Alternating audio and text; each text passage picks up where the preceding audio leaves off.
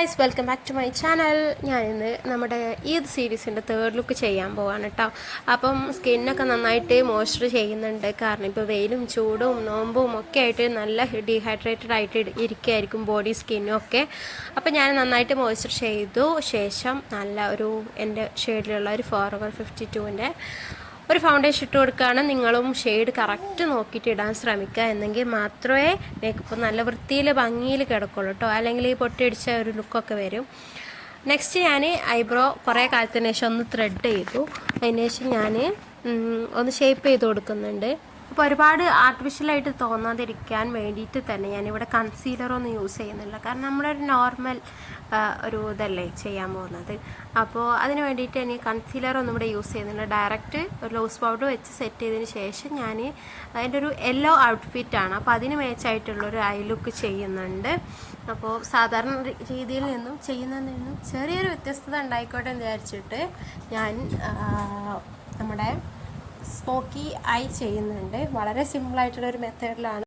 അപ്പോൾ ഈ ഒരു 2 ഷെയ്ഡ് കൂടെ മിക്സ് ചെയ്തതിന് ശേഷം ഞാൻ ഈ ഒരു ഗ്ലിറ്റർ ഷെയ്ഡ് അവിടെ കൊടുക്കുന്നുണ്ട്. ഞാൻ ആഡ് ചെയ്യുന്നുണ്ട് ചെറിയ രീതിയിൽ കേട്ടോ. ഒരുപാട് അങ്ങ് ഇടുന്നൊന്നുമില്ല. ചെറിയ രീതിയിൽ ആ ഒരു ഗ്ലിറ്റർ ഷെയ്ഡ് ഞാൻ ഇട്ട് കൊടുക്കുന്നുണ്ട്. പക്ഷെ ഞാൻ എൻ്റെ ഐ ജെല്ലാണ് ഞാനിവിടെ യൂസ് ചെയ്യുന്നത്. ഇൻഗ്ലോട്ടിൻ്റെ ഐ ജെല്ലാണ് കേട്ടോ യൂസ് ചെയ്യുന്നത്.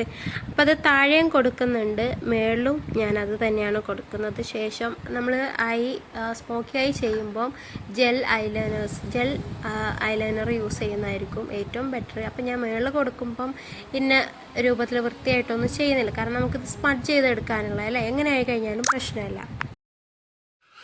ഇനി ഞാനിവിടെ സ്മഡ്ജ് ചെയ്യാൻ വേണ്ടിയിട്ട് എൻ്റെ ഐബ്രോ പാലറ്റിൽ നിന്നുള്ള ഡാർക്ക് ഷെയ്ഡാണ് യൂസ് ചെയ്യുന്നത്. നിങ്ങൾക്ക് വേണമെന്നുണ്ടെങ്കിൽ നിങ്ങളുടെ ഐ ഷാഡോ പാലറ്റിൽ നിന്ന് ഒരു ഡാർക്ക് ഷെയ്ഡ് ബ്ലാക്ക് ഷെയ്ഡൊക്കെ യൂസ് ചെയ്തിട്ട് സ്മഡ്ജ് ചെയ്യാവുന്നതാണ്. ഈ താഴെയും കൂടെ കുറച്ചുകൂടെ ഒന്ന് സ്മഡ്ജ് ചെയ്ത് കൊടുക്കാം. അപ്പം സ്മഡ്ജിങ് ഏകദേശം ഫിനിഷ് ആയിട്ടുണ്ട്. ഇനിയിപ്പോൾ ഞാനിവിടെ ലിപ്സ്റ്റിക്ക് യൂസ് ചെയ്യുന്നത് ഇബ കോസ്മെറ്റിക്കിൻ്റെ ഒരു ലിപ്സ്റ്റിക്കാണ്. ഷെയ്ഡ് ഞാൻ താഴെ കൊടുത്തേക്കാം. ഫെയർ സ്കിൻ ടോൺ ഉള്ളവർക്ക് മാത്രമേ ഇത് ചേരത്തുള്ളൂ കേട്ടോ. ഇല്ലെങ്കിൽ ഇതെനിക്ക് ഗിഫ്റ്റ് കിട്ടിയതാണ് ആക്ച്വലി. അപ്പോൾ ഞാനിത് എന്താ ചെയ്യുന്നതെന്ന് വെച്ചാൽ മറ്റൊരു ലിപ്സ്റ്റിക്കായിട്ട് മിക്സ് ചെയ്യും. അപ്പോൾ ഇവിടെ ഞാൻ മിക്സ് ചെയ്ത് നമ്മളങ്ങനെയാണ് ചെയ്യുന്നത് സാധാരണ.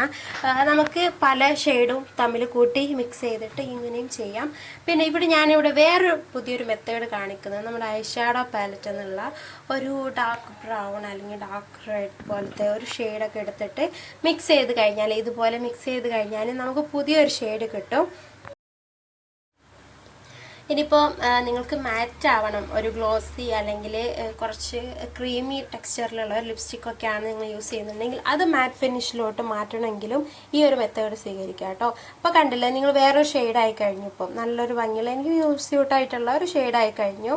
അപ്പോൾ നമ്മൾ ഇതുപോലെ അങ്ങോട്ടും ഇങ്ങോട്ടൊക്കെ മിക്സ് ചെയ്ത് കഴിഞ്ഞാൽ നല്ല പുതിയ പുതിയ ഷെയ്ഡുകളൊക്കെ നമുക്ക് ഉണ്ടാക്കാൻ പറ്റും കേട്ടോ.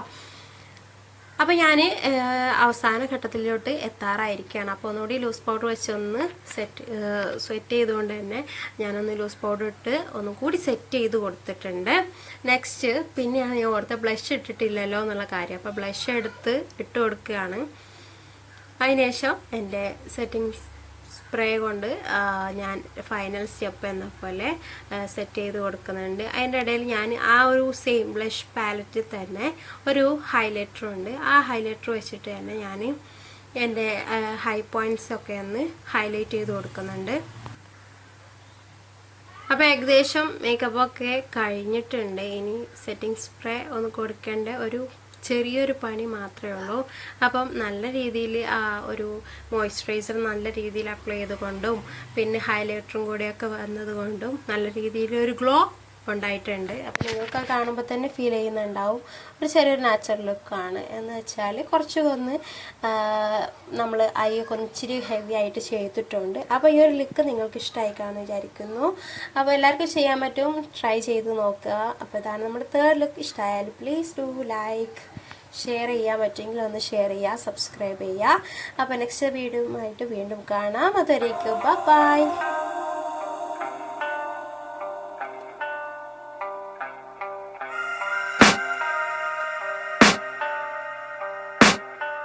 I can hear the demons call when they do what they do.